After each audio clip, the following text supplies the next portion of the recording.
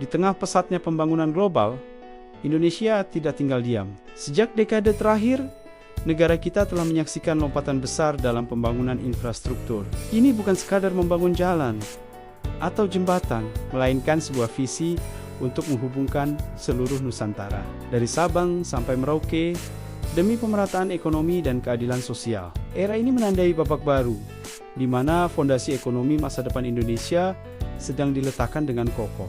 Namun, bagaimana sebenarnya perjalanan masif ini berlangsung di lapangan? Mari kita lihat beberapa contoh nyata. Jalan tol Trans Kawah yang membentang lebih dari 1000 km telah mengubah wajah logistik di Pulau Jawa. Waktu tempuh yang sebelumnya memakan waktu berhari-hari, kini bisa dipangkas secara signifikan. Ini bukan hanya soal kenyamanan, tapi juga efisiensi biaya yang berdampak langsung pada harga barang di pasar. Di luar Jawa, ada jembatan Yutefa di Papua, sebuah ikon kemegahan teknik yang tidak hanya menghubungkan dua daratan, tapi juga membuka akses ekonomi dan sosial bagi masyarakat Jayapura. Proyek seperti ini membuktikan bahwa pembangunan tidak lagi terpusat, melainkan menyebar ke seluruh penjuru negeri. Pemerintah kemudian mengkonsolidasikan upaya ini melalui program ambisius yang dikenal sebagai Proyek Strategis Nasional atau PSN, diluncurkan pada tahun 2016. PSN adalah daftar proyek prioritas yang dianggap memiliki dampak ekonomi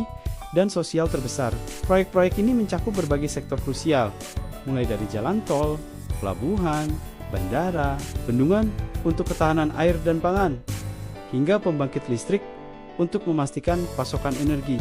Salah satu contoh paling menonjol adalah pembangunan kawasan industri Morowali di Sulawesi Tengah, yang berhasil mengubah Indonesia menjadi pemain utama dalam industri nikel global dan menciptakan puluhan ribu lapangan kerja. PSN dirancang untuk memotong birokrasi yang berbelit dan mempercepat realisasi menjadi mesin utama transformasi ekonomi nasional. Namun, perjalanan ini tentu tidak mulus.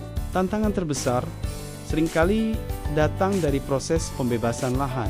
Di banyak lokasi, negosiasi dengan pemilik tanah berlangsung alot, terkadang memakan waktu bertahan-tahan, dan menghambat jadwal proyek. Isu tumpang tindih kepemilikan dan harga ganti rugi yang tidak sesuai menjadi persoalan klasik. Selain itu, pendanaan juga menjadi tantangan besar. Dengan kebutuhan dana triliunan rupiah, APBN saja tidak cukup. Pemerintah harus kreatif mencari sumber pendanaan lain, seperti melalui skema kerjasama pemerintah dengan badan usaha atau KPBU, serta menarik investasi asing. Tantangan lainnya adalah memastikan pembangunan ini berkelanjutan dan tidak merusak lingkungan. Keseimbangan antara kemajuan ekonomi dan kelestarian alam menjadi kunci yang harus terus dijaga. Melihat ke depan, pembangunan infrastruktur di Indonesia akan terus berlanjut, bahkan dengan fokus yang lebih tajam. Pembangunan Ibu Kota Nusantara atau IKN di Kalimantan Timur adalah proyeksi masa depan Indonesia. Ini bukan sekadar memindahkan pusat administrasi, melainkan membangun sebuah kota pintar yang modern, hijau, dan berkelanjutan, yang akan menjadi simbol baru kemajuan bangsa.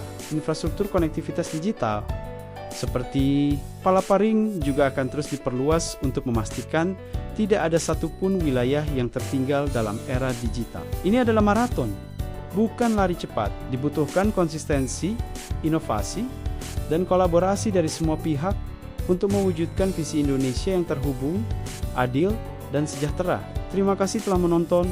Jangan lupa untuk subscribe agar tidak ketinggalan konten menarik lainnya.